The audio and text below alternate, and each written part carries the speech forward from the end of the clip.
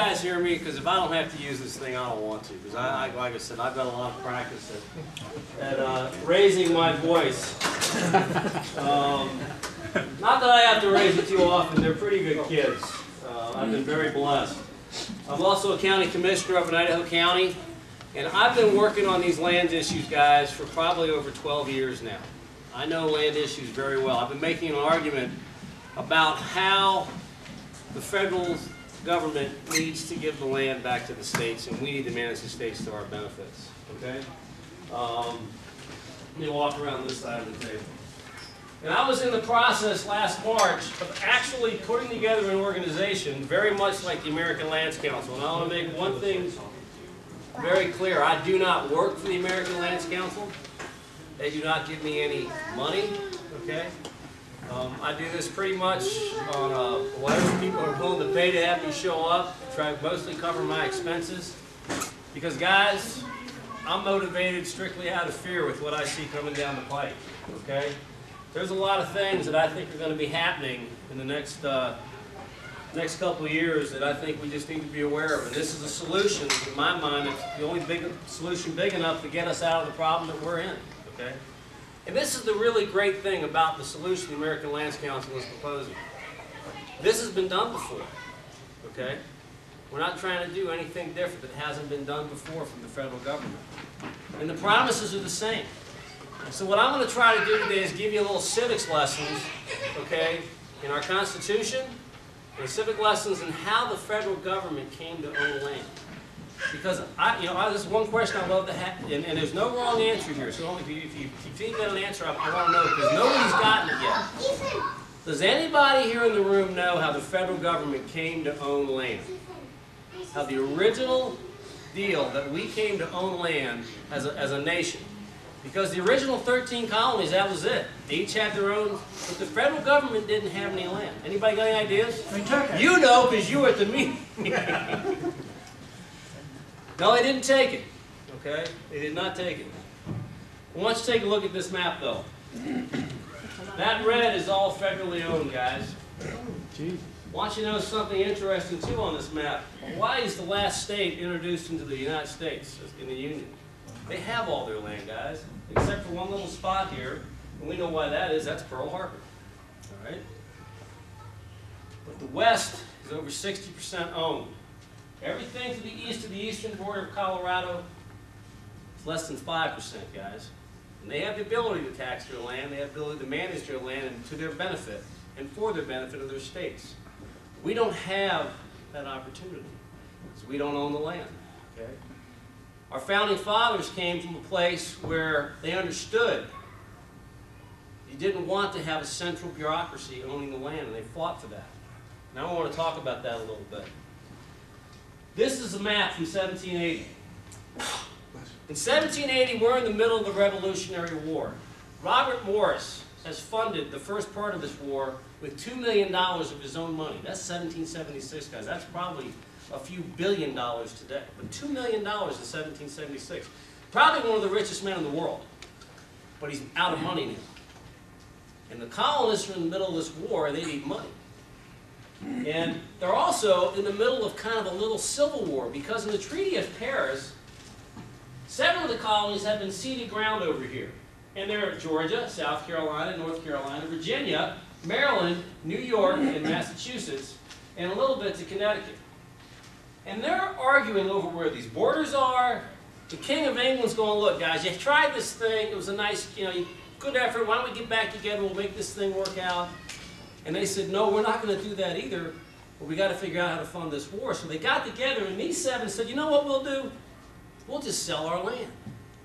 The other 6 colonies said, whoa, wait a minute, guys. You sell your land, our population's going to vote with their feet because we're going to have to raise our taxes to pay for our part of the war. And they said, that's not fair. So for the good of the war, the good of the whole colonies and what they're trying to fight for, they got together and they said, we'll cede you the land. Okay? And they did that in September. Then they thought about it for a while. And they said, wait a minute, we'll cede you the land, we're going to quit claim it to you, but we're going to put conditions on it. Okay? And this is critical to understand, because what I'm going to do is I'm going to build a case here of how we get to Section 4, Article 3, Paragraph 2 of the Constitution. All right? So you really got to pay close attention to this, and this is critical, guys, because this is our case, why we say we can do this. So from the Journals of the Continental Congress, and what I'm going to show you today is everything here is right out of the minutes, guys. We're not making anything up here. So Tuesday, October 10th, they came back after their September meeting and said, wait a minute, we want to make sure we clarify what the federal government's purpose will be. Okay? Resolved that the unappropriated lands that may be ceded or relinquished to the United States by any particular state shall be disposed of the common benefit of the United States and be settled and formed into distinct republican states which shall become members of the federal union and have the same rights of sovereignty, freedom, independence as the other states. That the said states' land shall be granted and settled at such times under such regulations as shall hereafter be agreed upon by the United States and the Congress assembled. They can only use this land for one thing, guys: to sell it, pay the debt off, because they got to go borrow money from the bankers in Europe to pay for the war. They got to have an asset. They got to have something to hold it against. So these states agree to do this. And they all don't do it at the same time. Okay? Let's take a look at some of the ceding language that these states put in. This is from New York. The deed of cession from New York was executed on the 1st of March. What's really important is this last underlined language here. The land ceded to the United States shall be and endure for the use and benefit of the United States. We're talking about all 13 colonies here now, guys. To benefit us all for this. As shall become members of the federal alliance of the said states, and for no other use or purpose whatsoever. You know, guys don't get to do anything with it but dispose of it. They want to make sure of that. Because these guys have spent hours studying, okay, studying what took place, other governments, how they came to rise, how they fell. They had a lot of commonalities of failure, and they wanted to avoid those failures. One of those failures was, if you don't own the land, guys, you don't have the power. And they wanted to make sure they could disseminate that power. As I like to say, you can do two things with power, guys. You can consolidate it or you can disseminate it. I'm a big advocate of disseminating. That means you have the power, okay? Let's take a look at what they came out of from Virginia's language from the city. And notice the dates. New York was at 1781, Virginia 1784. They all kind of did it in succession. All right? That all lands within the territory is ceded to the United States and not reserved for or appropriated to any of the before-mentioned purpose or disposed of in bounties to officers and soldiers of the American Army shall be considered as common fund for use and benefit of such United States as have become or shall become members of the Confederation of Federal Alliance of said states, Virginia inclusive, according to their usual respective proportions of the general charge and expenditure, and shall be faithfully and bona fide disposed of for that purpose and for no other use or purpose whatsoever. Georgia's the last one to do it, and that happens in 1804. What else happened in 1804, guys? Louisiana Purchase. Okay, and this is critical to understand because all these things carry forward even into the Louisiana Purchase. These are solemn compacts being made that we do not want the federal government to own land other than those such things as what? The 10 square miles. We can go to Article 1, Section 8, Clause 17 of the Constitution. I hope I have my glasses on me here. Where it says what the federal government can own.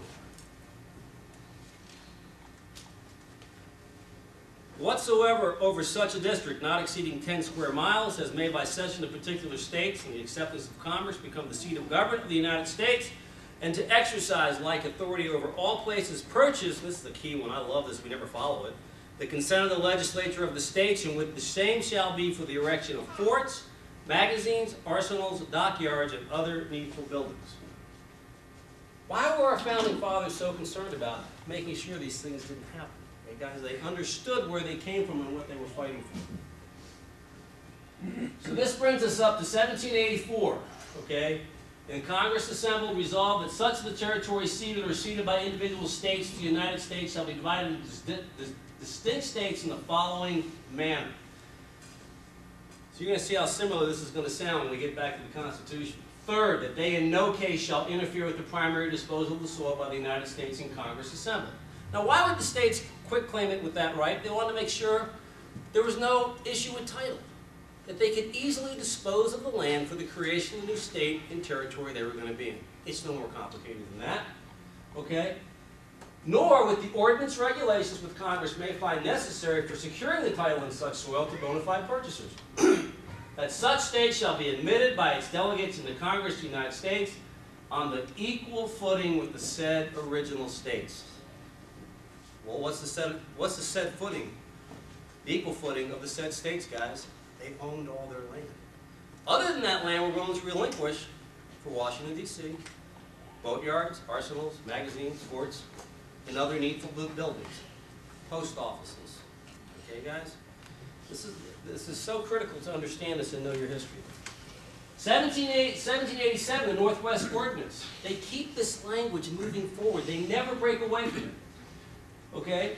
To provide also for the establishment of states and for their admission to a share in the federal councils on an equal footing with the original states, the legislatures of those new states shall never interfere with the primary disposal of the soil by the states in Congress assembled, nor with any regulations Congress may find necessary for securing the title in such soil to the bona fide purchasers. I want you to pay really close attention to primary disposal, regulations for securing the title, okay? Guys, they're making sure what you're going to do with this land is dispose of it. And that's going to bring us up to, if I've done this right, Article 4, Section 3, Clause 2 of the Constitution of the United States. Congress shall have the power to dispose of and make all needful rules and regulations respecting the territory or other property belonging to the United States. And nothing in this Constitution shall be so construed as to prejudice any claims of the United States or any particular states. This part right here has been so misinterpreted by judges. And they've used a simple clause out of the Constitution to do it. And it's called the Supremacy Clause. I also want to qualify one more thing. I'm not a lawyer, okay? It doesn't mean I can't read the Constitution and you can't either, and we can't understand what it means to protect the Constitution of the United States. Where it talks in the Constitution that this will be the supreme law of the land. You know what they meant by the supreme law of the land, guys? That whatever law was passed by the federal government does not mean that's the supreme law of the land. It means this document will be the supreme law of the land. And we have lost an understanding in getting educated in what this document is and what it means. And what that supreme law actually is and how our fundamental part of our government works. We all learned, at least I did, I don't know if maybe some younger people in the room, I don't know if it's taught anymore. I know it's taught in the school where my children go to because it's a private school. We have 3 branches of government. You have the executive branch, you have the judicial branch, and you have the legislative branch. And there are checks and balance on those. We never talk about the other ultimate check and balance, and that's the states. We are the ultimate check and balance back on the federal government when they overreach their prerogatives. And as John Dickinson said in 1787, and I'll give a slide in here about this, and jumping forward, it will be our own fault if we allow it to happen. Okay? So we got to remember that, and we got to know what our founding, what the history and what the original intent of these things, or what these things our founding fathers were trying to give us and trying to leave us. Now, I talked about this being a quitclaim, and yesterday, actually 2 days ago, I'm sitting at my computer doing a bunch of work on the internet, and I thought, you know, I'm going to look at what a quitclaim is. And I loved this little part. I pulled this one sentence out because I thought it was so fitting. In general, quitclaim deeds are useful when it comes to transferring property between family members who trust one another. Okay, guys? This is supposed to be an amicable relationship, and we're supposed to trust one another. The states are supposed to be the sovereign. The United States, the federal government, that part back in Washington, D.C., as I like to put it, is the child. And we're the adult. We're the parent. We need to start acting like it. Right now, we have a child coming home at 2 in the morning, drunk off his you-know-what, and telling us to go back to bed. And by the way, I'm going out and I'm going to spend more of your money. Where's the credit card? And these guys running around the rooms are going to be the ones stuck with the bill. And I have 8 of them. My youngest one is 6, and they're very dear to me. So this fight is very, very dear to me. Now, Andrew Jackson understood this explicitly. Here's some more great history. In 1828, I'm jumping ahead a little more on my slides here. Maybe I should rearrange this. In 1828, the western states got together. And the western states at the time were Florida, Alabama, Arkansas, Mississippi, Louisiana, Indiana, Ohio, and Missouri. And they said, you guys aren't keeping your promises. You're not disposing of the land. They said, you're supposed to dispose of the land. You own 90% of us. We want our land. How can we pay for our schools? How can we set our governments up? You got yours, but you're running ours. It won't work. 1830, Henry Clay got this great idea. You're going to love this one. He said, the debt's paid for. Why don't we just keep the land, forget all this stuff about this. We'll tax the land, okay? We'll make a living off the land for the people in the states that we've established. And when they do something we like, we'll give you some money. Does that sound familiar? Forest Service, anybody? BLM, anybody? About how that whole thing was supposed to be structured? How's that working out for us? Okay, that was Henry Clay's idea in 1830. Andrew Jackson understood land. He understood the foundations of this country. And I challenge anybody that the intent of our founding fathers wasn't to make sure the states owned the land. Read this statement. Because Andrew Jackson, this is in 1833. And look at the timeline of Andrew Jackson. When was he born? 1767. Okay. He grew up studying all this stuff. By 20, he's a very experienced lawyer dealing with land issues out in Tennessee. Okay? Very experienced at what he's doing. He knows the law on this. He understands the founding principles, the intent of what the founding fathers had set up. He wasn't a 20-year-old kid sitting in the basement playing a video game in his underwear. Okay? Very accomplished man at 20 years old. It is the real interest of each and all the states in the Union, in particular of the new states, that the price of these lands shall be reduced and graduated, and that after they have been offered for a certain number of years, the refuse remaining unsold shall be abandoned to the states, and the machinery of our land system entirely withdrawn.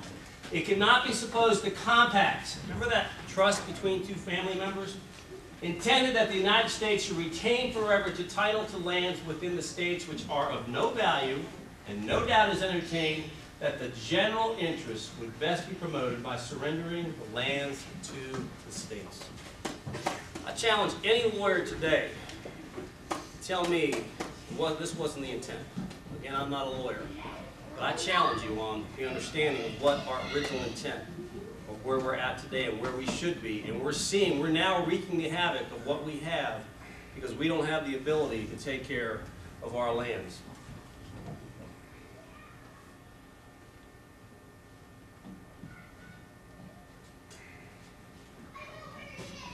So guys, this has been done before. The promises are the same. Just take a look at that map. We're not trying to do anything new here. The western states at the time, this is what they said, and this is where I'm at today.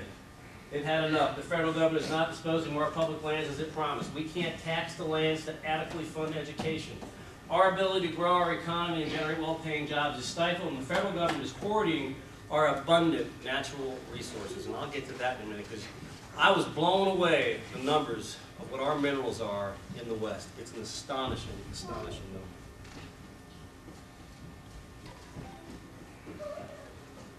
This is a report from Congress in 1828 when these lands started, when these western states started moving this forward.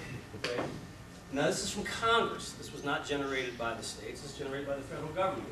If these lands are to be withheld from sale, which is the effect of the present system, in vain may the people of these states expect the advantages of well-settled neighborhoods so essential to the education of youth, because they have not the power incident to all sovereign states of taxing the soil to pay for the benefits conferred upon its owner by roads and canals.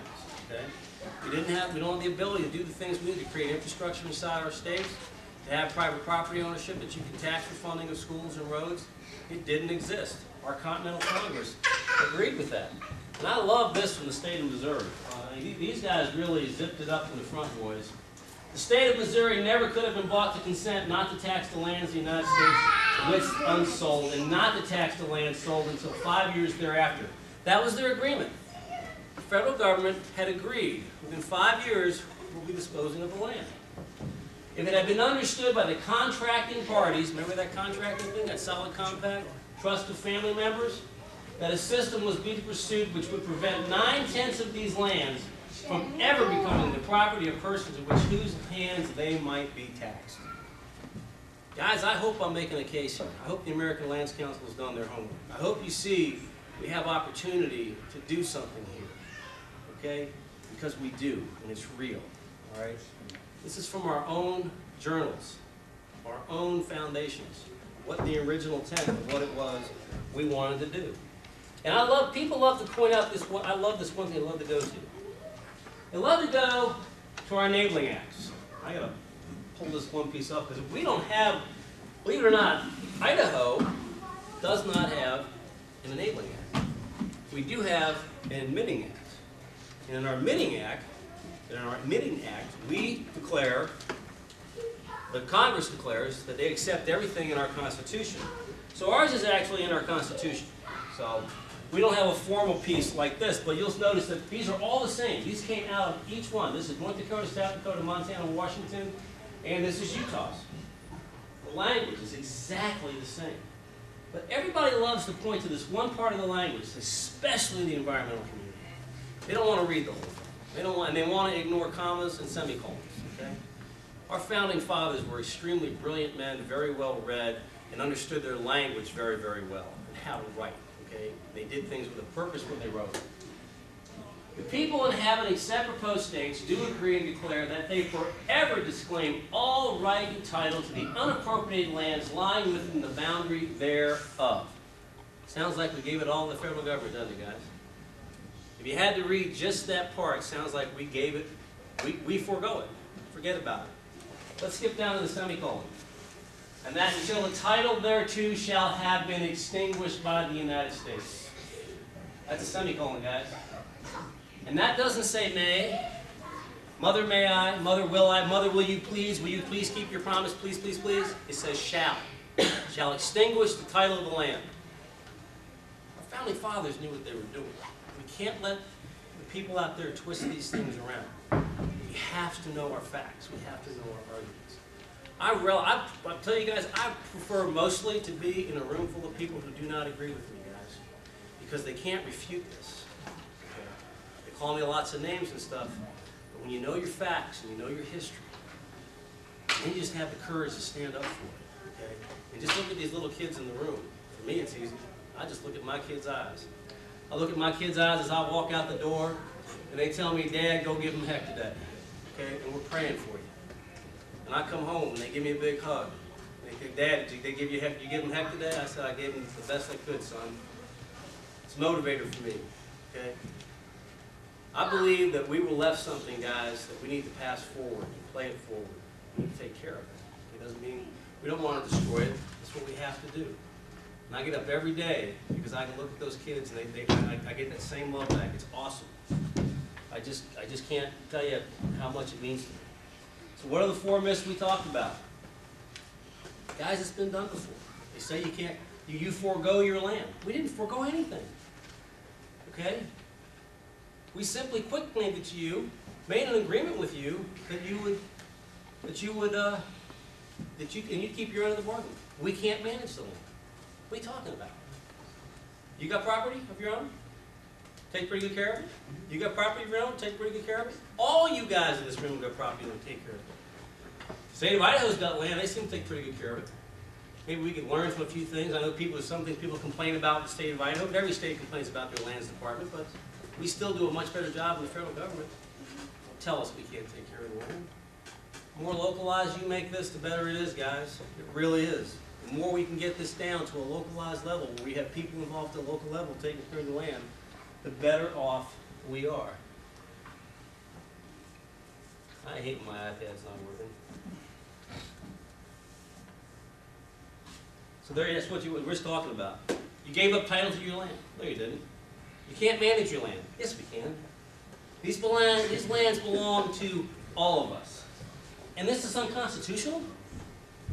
And I love this one. I love when the environmental community say these lands belong to all of us. Fine, I want half of Maryland. I want half of Florida. I want half of Missouri. Give me half, guys. I want 61% because that's what we say it is in Idaho. Why do you have yours and we don't have ours?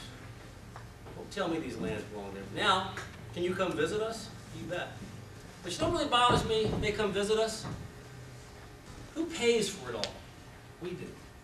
Not only that, I don't know what it's like where you guys are from, but in Idaho County, we have to run supplemental supplemental school levies every year to fund our schools.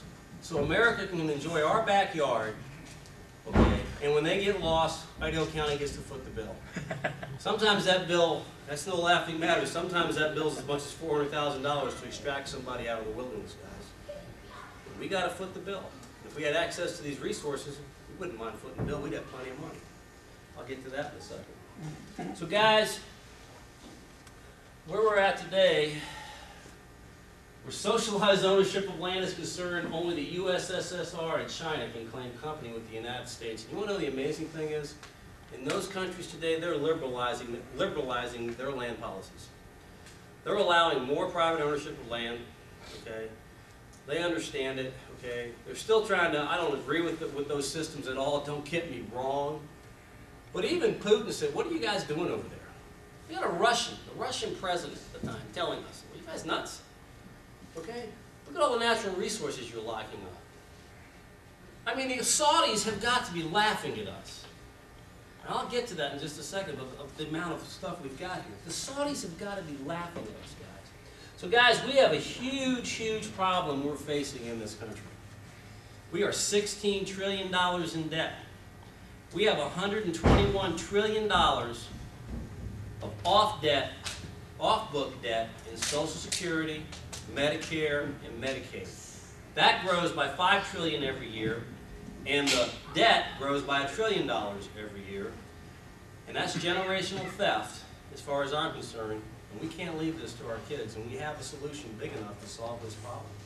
Okay, just in Idaho alone, we have a 7.9 annual revenues. 3.3 of that comes from the federal government. Ask yourself this question. How much longer can we sustain that? How much longer can we continue to do that? And I'm not trying to scare you, but I do want to play this thing. This is from the Erks and Bowles Finance Committee that was put together 2 years ago. The anniversary date's actually, I believe it's March 8th we're coming up on. So this was 2 years ago when he was talking about this. And I'm also an economist, a trained economist by trade and finance major. That's what my degree's in college. I actually make cabinets for a living. That's what I do. I'm a county commissioner. The only reason I went to school is my mom said if I didn't, I'd dig ditches for the rest of my life.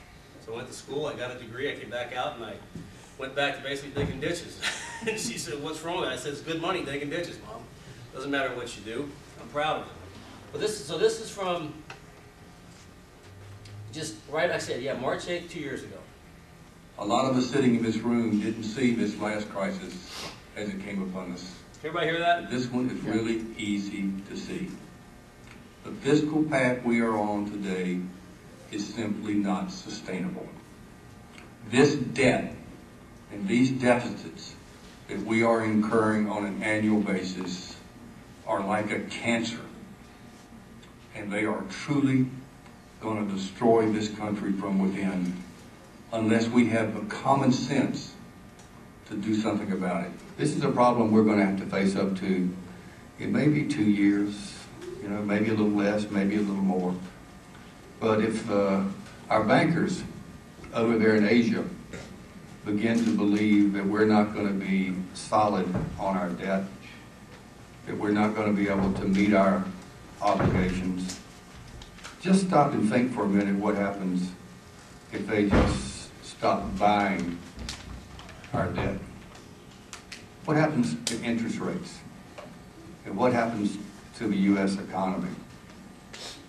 The markets will absolutely devastate us if we don't step up to this problem. The problem is real, the solutions are painful, and we have to act. What I tell people is very simple, and people in America are way ahead of all of you. They know what's going on, because when you say, why don't you go back and think of what people are doing at their kitchen table? I'll tell you what they're doing at their kitchen table. They know that if you spend more than you earn, you lose your butt. And they know that if you spend $1 and borrow 40 cents of it, you must be stupid. And they've got it figured out that this government is stupid. To borrow 40 cents for every $1 you spend, forget the charts, forget the GDP, all the rest of it. That's where we are. I think we face the most predictable economic crisis in history.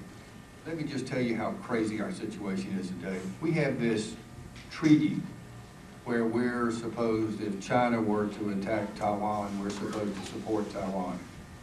The only problem is we have to borrow the money from China in order to do it. You know, this is a real mess we're in today. And we can either take the ostrich theory and put our heads in the sand, or we can decide we're going to step up and do something about it. But I can tell you, bankers aren't going to continue to finance something that they aren't sure they're going to get paid back. And the less sure they are, the more they're going to charge you at first, and then they're going to cut you off. And we're borrowing half of our money from foreign countries. Burks and Bowles makes a great statement there when he says, we can go bury our head in the sand, or we can do something about it. Before I get to this, I want to talk about that. A recent GAO study in a private company, I think they're called Energy Systems Enterprises, I think, or Energy System Resources. Off the top of my head, I can't think of it, but just these states right here. Forget about all the oil that's in Texas, Oklahoma, West Virginia, Pennsylvania, New York, all the natural gas, all the coal that's on the East Coast. Just right here, these western states, just in the natural minerals in the ground, guys, of oil, gas, and coal. Forget Alaska. $155 trillion. Okay? That's just the value of the asset. You want to get out of this mess? Okay, you do it by what I call a supply-side argument of economics. Okay? And people will argue, well, demand. You have to create demand first. I'll give you a good example why you don't need. Demand will follow the supply. I promise you that. Let me just give you a few examples. Thomas Edison gave us the light bulb. Were we asking for the light bulb? Were we demanding the light bulb? No, but he thought we needed it, so he made it, and we bought it. Alexander Graham Bell gave us the telegraph. Were we demanding the telegraph? No, but he thought we needed it, and we bought it. Okay? Ford took the idea of what the Germans had invented, the automobile, which was invented in Germany. It wasn't invented here, but that's okay. What did Ford do? He came up with a way to create it cheaper, more economically, that everybody could own a car. And were we asking for that? Nope, but we sure bought it. Okay? Let's move forward to Bill Gates and Steve Jobs and the computer revolution. We wouldn't be able to sit here and do this today right now and do what we're. Look at this. This is amazing. You guys got printers set up, these 2 laptops here. I got an iPad, a projector, speakers. Are we asking for that? Nope. We bought it. Okay? Steve Jobs and Bill Gates are credited with their idea of adding $1 trillion to the world economy. Ladies and gentlemen, what happens when you add $1 trillion to the world economy? Guess what? We pay taxes. We pay Medicare. We pay Medicaid. We pay Social Security. We fund our schools. We build our roads. Okay?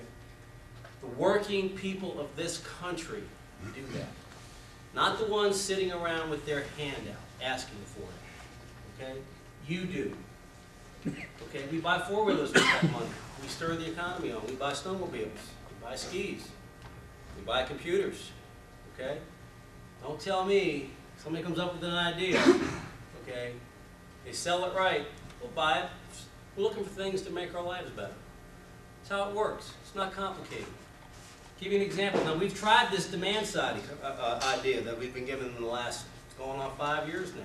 The government will borrow money, oh hallelujah for that one, put us further in debt, and we'll create a demand in the economy, and it'll take off like a rocket, and we'll be fine. Where are we at? Okay? My point of this is you've got to know your argument.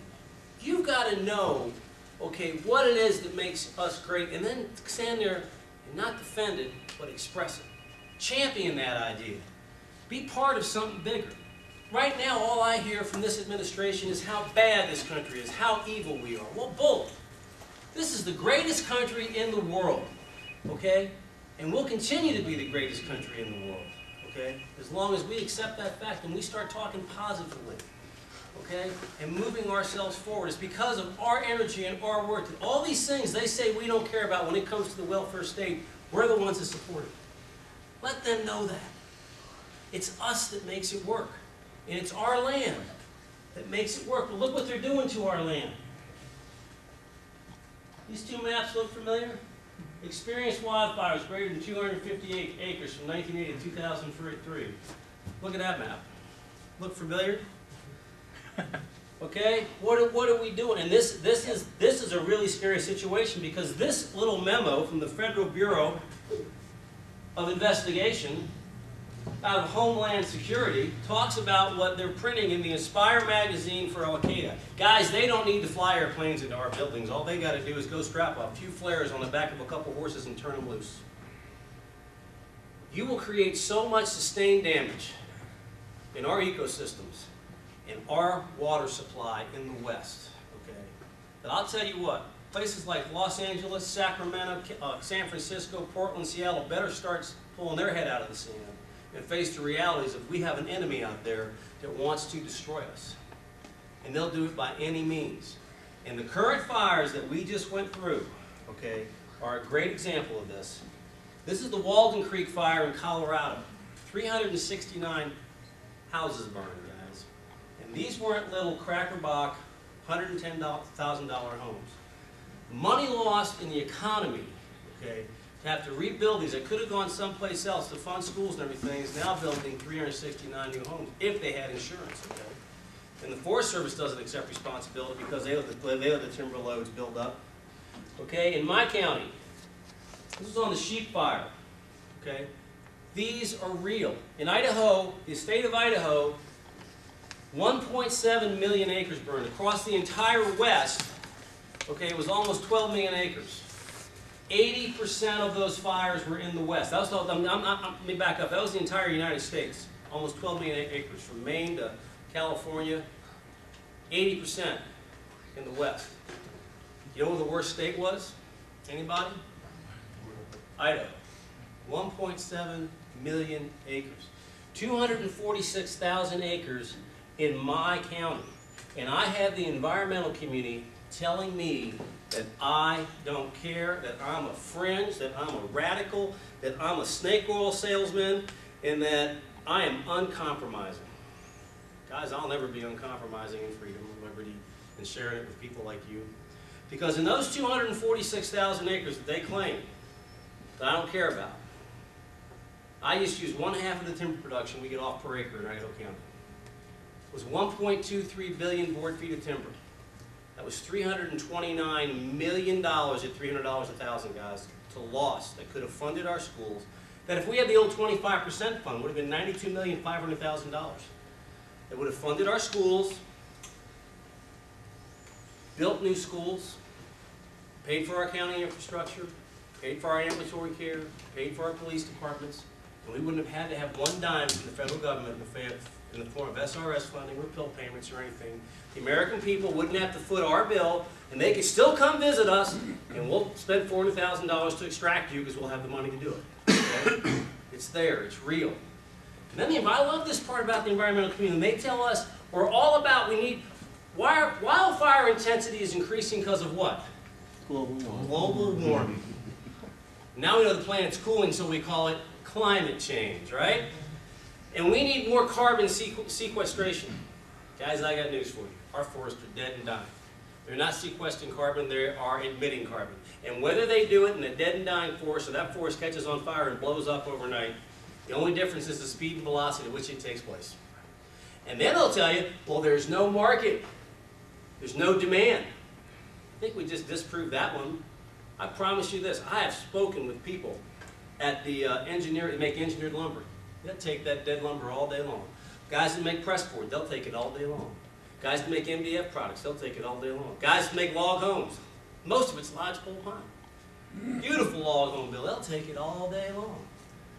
Firewood, guys that cut the little firewood, little bundles you see in the store. They'll take it all. They'll make a fortune on it because the multiplier in that is more than what you can get a 2x4 out of.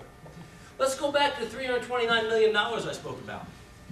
By the time you cut the timber, you choke it, you drag it out of the woods, you put it on the truck, okay? You build the roads to get into it, you pay for all that, you do all the maintenance to make sure we're not having silt run off, you do all that, you take it to the mill, you cut it up, it gets loaded on a truck and it goes to Lowe's or BMC Lumber or Home Depot. You can add a multiplier of 4 to that. So let's just make the math easy and call it $300 million on the value of the resource, and now $1.2 billion that my county lost in revenue. And the environmental community wants to say that this policy is a good one. They want to tell us that this is carbon sequestration. They want to tell us that these policies, you know one of them told me the other day, Jim, it's back, most of it's back in the wilderness, wouldn't have mattered anyway, and that's the way it used to be. Nature should just run amok. And I also said water runs downhill, guys. That's our watershed you're damaging. And some of these fires were in some of our most pristine watershed areas. Okay? Know your argument. Know how to deal with these guys. Don't take it from them. That's my point. I don't anymore. Because we can't. We can't afford to. Guys, they want to take this from us. And if you think I'm kidding, you go take a look at the map the UN has put together, okay, just for our region. This place doesn't exist. Boise doesn't exist. Actually, I think Twin Falls does exist, but Boise and Coeur d'Alene don't. I don't know why Twin Falls is on the map, but I think it is, though. Guys, we have to stand up and we have to fight. And I show you this one because I love this story that Ken Ivory tells. Have we had the peck bred out of us? Ken does a great job with this. I'm not going to do this justice, but when he was a kid, he had to go out and get the eggs out, and the chickens just pecked him to death.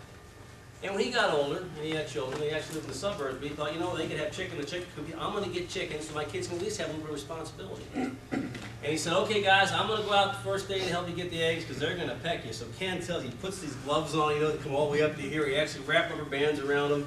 And he went out there and they opened up the chicken coop. The kids are all kind of like, and Dad goes in there and opens up the door and the chickens just hop off the nest, walk out the coop, and go, just take the eggs.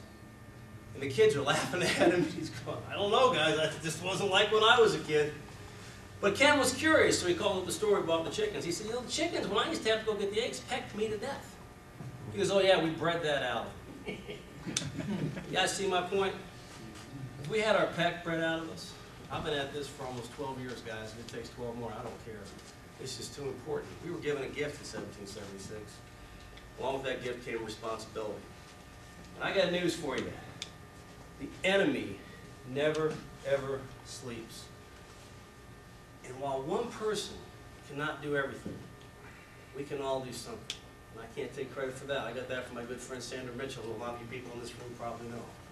She's somebody that I absolutely fear of ever having mad at me or fear of letting down.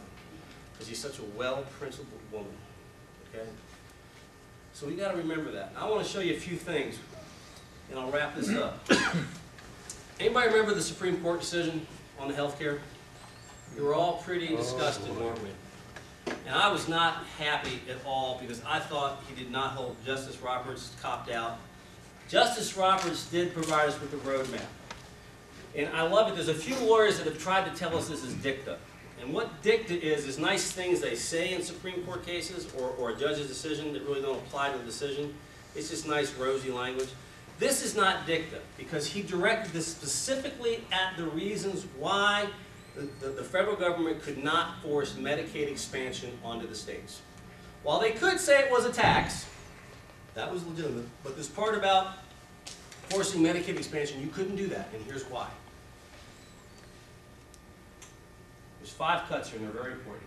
The federal government has expanded dramatically over the past 2 centuries, but it still must show that a constitutional grant of power authorizes each of its actions. The same does not apply to the states because the Constitution is not the source of their power. State governments do not need constitutional authorization to act. Our cases refer to this general power of governing possessed by the states, but not by the federal government, as the police power. The federal government has no policing authority inside the states. We are the ones who have all the jurisdiction when it comes to policing powers. Framers that ensure the powers which in the ordinary course of affairs concern the lives, liberties, and properties of the people were held by governments more local and more accountable than a distant federal bureaucracy. The independent power of the states also serves as a check on the power of the federal government. By denying any one government complete jurisdiction over all the concerns of public life, federalism protects the liberty of the individual from arbitrary power. And I love this last one. In the typical case, we look to the states to defend their prerogatives by adopting the simple expedient of not yielding to federal blandishments when they do not want to embrace the federal policies as their own. States are separate and independent sovereigns. Sometimes they have to act like it. It's time we grew up, guys. People say, you know, you can't say no. The Supreme Court said this, right? Fugitive Slave Act said you had to return a runaway slave to the southern slave owner where it came from. You know what the northern states said? No, I'm not doing it. 1858, Dred Scott stood on the steps of the Supreme Court and he said, "Am I not a man?" Because the Supreme Court declared him unequal under our laws, guys. That's a shameful decision, okay? They got it wrong and all the states said, we're not going to honor that decision. States got together. Remember that part I said in the point where a compound government? States are the ones who have to stand up as to the federal government. We're the adults. Okay? In 1943, we interned Japanese Americans, guys. Second and third generation. People who came to this country because this is the freest country in the world. It allows liberty. It allows you to be the best person you can be. And they left Japan because they didn't have that. And we interned them. And we threw them in prison, basically. And we did worse than that. We took their personal and real property from them and never gave it back. And we didn't stand up. You know what the amazing thing about that is? The Supreme Court agreed with Roosevelt in that executive order. That didn't even come from Congress. That was an executive order that we got horribly wrong. Okay, it was an absolute abomination of any type of natural law that our founding fathers tried to establish, and we got it wrong. You know that Supreme Court decision still stands today? That executive order is still in the books, but we don't do that. In 1955, Rosa Parks refused to go to the back of the bus, guys. And she broke the law. Because that was not a law based in dignity. It wasn't a law based on the values of what we hold dear. It wasn't based on any kind of moral foundation, which I think is so clear and so critical today that we've lost our way on that. I had to give a public speech the other day, a keynote speech of the Second Amendment. And I said, you know what? I love to see everybody here fired up about the Second Amendment. But for 50 years, we have been letting our First Amendment rights erode down the hill. For me, there's two defining moments in our history that have gotten us to where we're at today. The first one was in 1927, when for the first time the federal government stepped in and said, we're going to help the states do something. That was the Great Flood of Mississippi. If you haven't read it, it's a great book. It's called Rising Tide. I would highly recommend you go read it. You will get a history lesson, and you won't be able to put this book down. It is so well written. It's a novel, but it's written in truth, okay? It's just a complete historical, factual laying out of what it was and how we started this. Okay, and that started under the Republican administration. Okay? And in 1962, the Supreme Court took prayer out of school and the states didn't stand up. And today, every time we talk about our faith, we talk about our love of country, we talk about God, family, and country, we are told to sit down and shut up. I won't anymore, guys. My kids mean too much to me, and this country means too much to me. And the principle this country was founded in means too much to me. I love it. They love to say the Constitution is a secular document. Oh yeah, hold it up against the Declaration of Independence. Tell me the Declaration of Independence is a secular document. You can't separate the two, guys. If you really want to take a hard look at the Constitution and get an understanding of where they wrote it from, go read the book of Deuteronomy. Okay? Guys, we have to stand up for these things. That's what we got to do, okay? I mean, we're losing it as a nation if we don't. And we don't have to do anything other than stand up and exercise our rights. We don't have to fire a shot. Somebody said the other day, well, you want to have a revolution, Jim? No, I just want us to exercise our rights. This is not rocket science. This is not difficult. Our founding fathers had to do what they did because they didn't have the form of government. They just didn't poke their finger in the chest of the king. They poked it in his eye. And they pledged their lives, their fortunes, and their sacred honor. Okay, guys, we don't have to do that today. We don't have to pledge. I mean, I will if I have to. Don't get me wrong. But we have enough in our founding documents. We'll educate people out there. If we'll get out there and we'll be part of what this is. Because, guys, the enemy never sleeps. They do not go away. You got to remember that. Okay? I mean, draw inspiration. Look at those kids in the eye. Look at those grandkids in the eye. Draw that inspiration. Okay, you got to do it. And with that, I think, well, actually, a couple things here, interesting things in some court cases. This is from 2009 from the Supreme Court. Why I say we can win this. Why the American Lands Council says we can win this. This was over a dispute they were having over the tribal issues with the native people of Hawaii, and that the federal government was saying they could claim certain parts of this, and they were saying, no, you can't. Here's why. It goes all the way back to the studying of those original documents, okay, from Virginia and also, I believe, New York. They used, let's not mention here, we'll be in the next one. The consequences of omissions are instantaneous and ignores the uniquely sovereign character of that event. Instantaneous, guys. To suggest that subsequent events, acts of Congress, flip anybody, an act of Congress does not remove these solemn compacts, okay? Somehow can diminish what was already bestowed. And proposition applies in 40 years with even greater force where virtually all the state's public lands are at stake. They're saying you can't do this. You don't get this land, okay? You are foregoing it, and you did forego it. I don't understand why Hawaii has all its land, but they do, guys. They're the last state admitted into the Union. And here's some other examples of legal authority. Enabling acts are solemn compacts and bilateral two-way agreements that are being performed in a timely fashion. The federal government holds territorial lands in trust for several states to be ultimately created out of the territory. Whenever the United States shall have fully executed these trusts, the municipal sovereignty of the new states will be complete throughout their respective borders, and the original states will be upon an equal footing in all respects whatever. The United States never held any municipal sovereignty, jurisdiction, or right of soil in the territory of the new states, except for the temporary purpose and to execute this trust created by the acts. They go back to this, Virginia and Georgia legislatures, and the deeds of cession, we already went over those, executed by them to the United States and the trust created by the treaty with the French Republic of the 30th of April, 1803, ceding Louisiana, the Louisiana Purchase. Now, why is that important? Because these ceding language, everything our founding fathers did, they wanted to make sure. In this case here, in 1845, in Pollard versus Hagen, they're saying even that land that was purchased by the federal government will be disposed of according to the same things of the ceding language that came from the original 7 colonies, guys. So you see, guys, we do have an opportunity here, okay? The Federalist Society has done a complete white paper on this. I think I have a few copies. I've only got 3 or 4 left. I did a meeting yesterday. I'm not kidding you. They took everything from me. I went through a whole ream of paper. They took it all. I have these great books at the American Lands Council. They're $10 a piece. I'll leave my cards. If you guys want to get on a mailing list, and I can get you those books, or you can just go online. It's at Amazon.com. It's $10. And it's a great book, and it talks about everything I just put before you from the standpoint of what our compound government is. It's a great history lesson. It's great. I mean, I've got that book. I underlined. It's marked up. It's highlighted. Okay, because you got to know this stuff, and you got to be able to just throw it back out. Because, like I said, you know, I'm just one guy.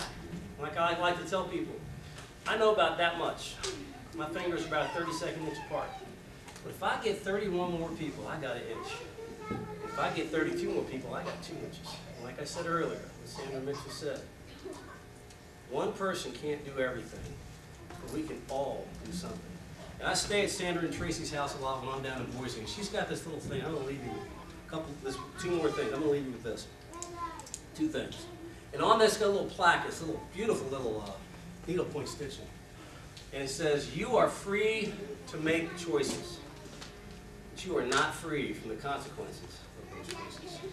So guys, you have a choice to make today. Okay? Engage in the battle. I encourage you to do that. And as Ronald Reagan said back in around 1980, I think 82 or 83, this is a wonderful time to be alive. We are lucky not to live in pale and timid times. We've been blessed with the opportunity to stand for something. Freedom and liberty and fairness, and these are values worth fighting for. So let's go forward with a stout heart and good cheer. happy warriors who take back a nation and a world to freedom. Guys, we were granted a gift in 1776. Let's go defend it. So thanks for your time. I thank you. I'm very honored that you guys had me come talk to you. If you have any questions, I stand for those, okay? Yep. What is your take on where the Forest Service stands and where the BLM stands on a lot of these issues? Issues as far as? As far as freeing up our lands that are now wilderness and inaccessible. And Okay, as far as it comes to wilderness, I'll come back to that. Remind me if I missed the point. As far as wilderness goes, we're working on current legislation in the state of Idaho. We're going to come out with a resolution that we're going to do first in a study group, and we are going to take the wilderness off the map. We're going to let that stay in the federal government's hand because we figure we have to have a negotiating point. By doing what we're doing, the legislature also would like to do the roadless areas. I don't. There's a discussion we're going to have because the roadless areas are not wilderness areas to me.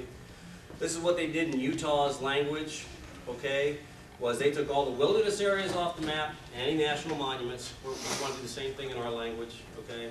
The only thing they weren't willing to give up was Escalante, because the coal deposits, that's actually clean burning coal, okay, very little emissions out of it. They estimate that to be $2 trillion, and Utah did not want to give up that. We do want the surface and the subsurface rights that go with the land in this legislation. Okay, we want to make sure we get everything we can out of the deal. Going back to your question about the Forest Service and the BLM, I have friends in both of them. I believe the Forest Service, if we didn't have some of the environmental laws we have, if you didn't have the biggest thing is the Equal Access to Justice Act, the environmental community wouldn't be able to bring the lawsuits they bring in, which we fund and pay for after they win and they get them before these radical judges like Windmill. Okay? They wouldn't be able to do those things. But the Forest Service would like to go manage the land. BLM would like to manage the land, but it's managed by lawsuit. Now there are people inside the BLM and the Forest Service who I vehemently disagree with, who I think are in there for a sole purpose, and they're part of the environmental community and they're off on the deep end. I'll call a spade all day long, guys, but I think there are good people in both those agencies who would like to do something, but they're not allowed. And guys, you're not going to fix this problem back in Washington, D.C. I have been back in Washington, D.C. Last time I was back was in September, and I came out of there scared to death because you have congressmen and senators from the other 39 states talking about selling our land, guys. Now, I'll be damned. It's our land, okay? And they're going to sell it to the highest bidder because they've gotten themselves in the pickle. Well, I say we can develop a business model that gets us out of this pickle, and the states can play a part in this, okay? And I think the only place you're going to fix this is at the state level.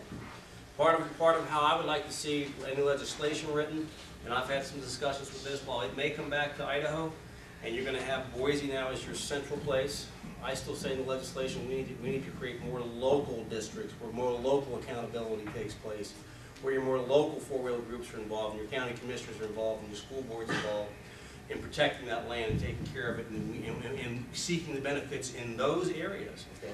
Because unlike Boise, which has a large population center, and they've got a large tax base to draw from, in Idaho County we don't. And I do not want to see timber dollars being cut off Idaho County, go fund Boise. Doesn't have to do that. Okay? We all live in a different part of the state. The other reason why I like to see local boards more local, because all parts of the state are different. You've got the high desert down here, and even the timber changes as you move further north, okay? Different standards of practice, get people in those areas. The other thing I love about this idea, and in the Forest Service, is, well, I'll lose my job. Why? We're just going to move you over. We still got to manage the land. We still need your expertise. Now you can go do your job. One thing I really like about this, it brings local accountability at that level. You don't have people trying to advance to the Forest Service, oh, they're here for 18 months, then they go to Walla Walla. Then they move from there to Nevada. And they go from Nevada to New Mexico. See what I mean? Now they're in part of the community. Now they're in the community. They got their kids in the schools and they understand, wow, if we do a good job at this, we can lower our taxes.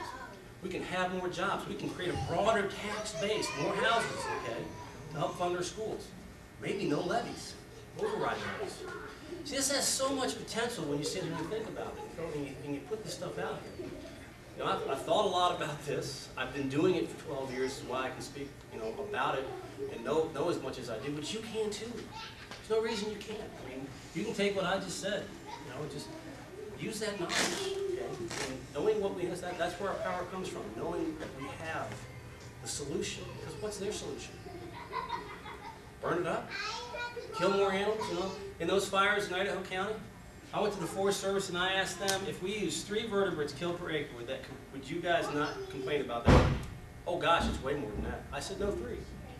Make the math simple, 750,000 dead animals. And you saw it on there, okay?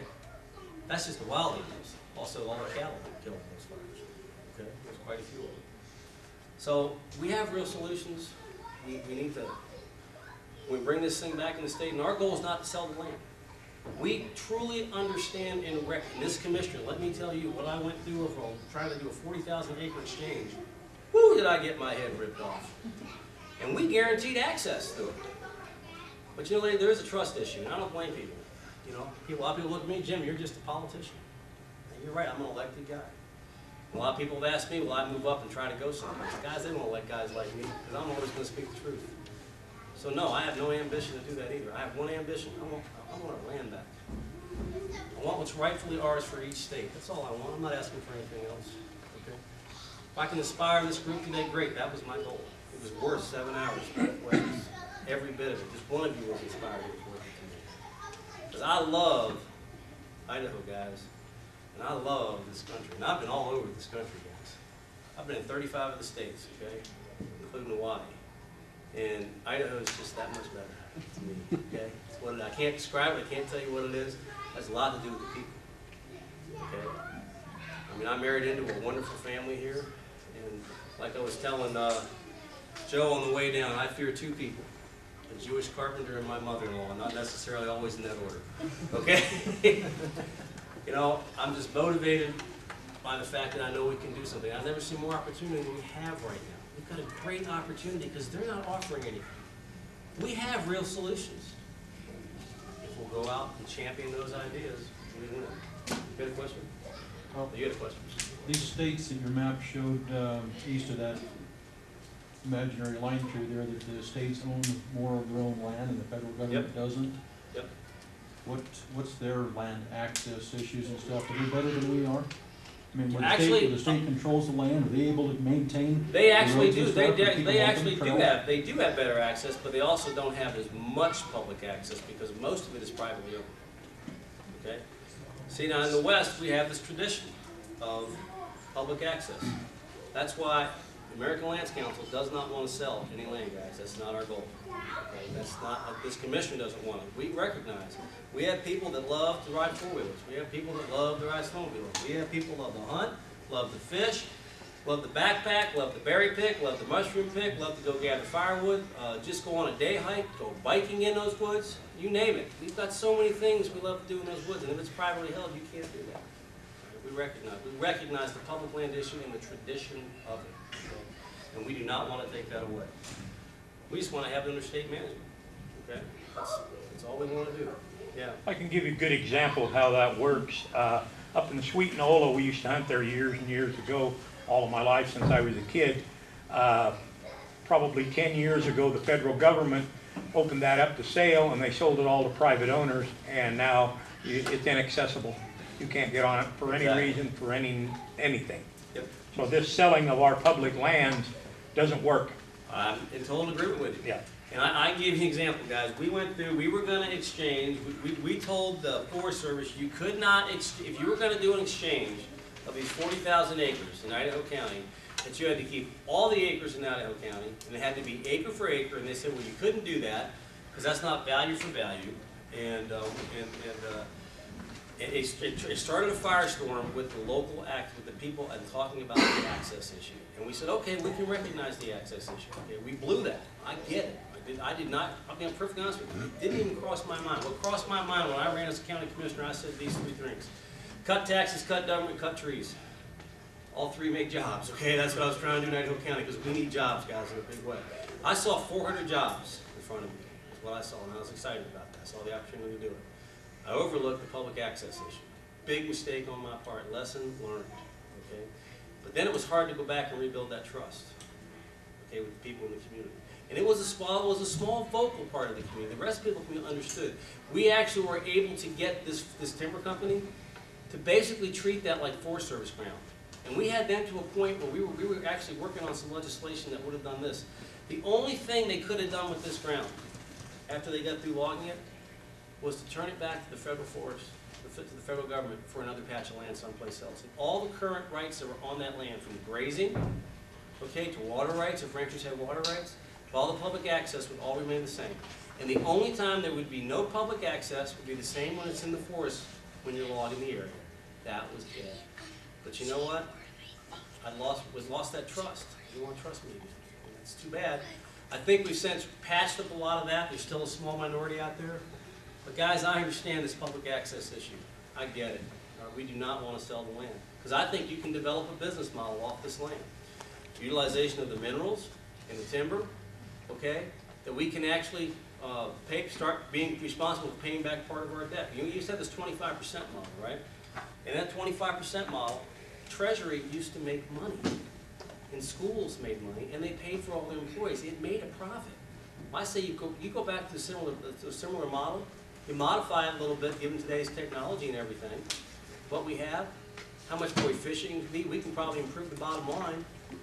And outside of that 25% we keep to run the county schools and the governments, the other part to pay the employees to manage it, I would say part of that business model says 25% of that goes back to start retiring our debt. See, if we stop and think about these things, if we use this thing God put on top of our head, we can provide real solutions. We've got to trust each other, we've got to work together, okay? And we've got to come together. We've got to band together on this issue. This has been done before. We've got to come together and recognize, and I know it's not a perfect world. We can't make everybody happy. But you know, can we solve the problem? You bet. This is America, guys. We can solve anything we put our minds to. Okay? Look what they gave us. Let's not give it back. Any more questions? Yep.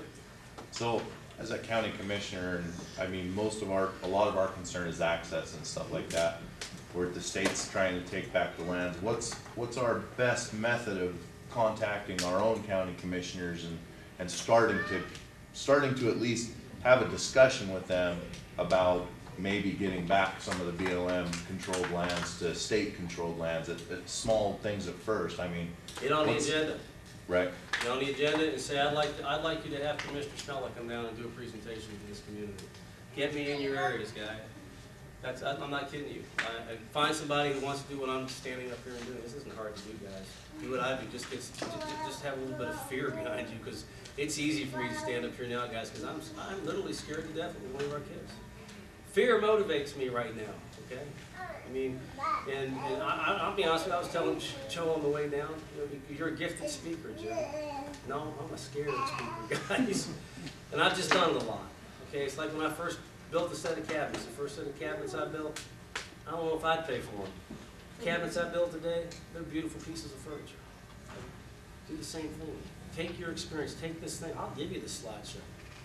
Just start going out in front of people yourself and start doing it. Ken gave it to me. Okay, just start doing it. You know, get involved. But if you want me to come down, yeah. I'll come down. I'll come down there. I usually you can just at least, I try to tell people at least cover my gas expenses and a little bit, that's great, but if you can't, I don't care anymore, guys. I really don't. Okay, I'm not trying to make money at this. The American Lands Council made me an offer and I turned it down. It was a big offer. Okay, because this is more important. Okay, just like our founding fathers, what they pledged, I view this the same way. I'm given a great gift. I want to give it back. God will take care of it. I don't worry about it. So, any more questions? Well, guys, thank you so much for having me come out. I really, really appreciate it.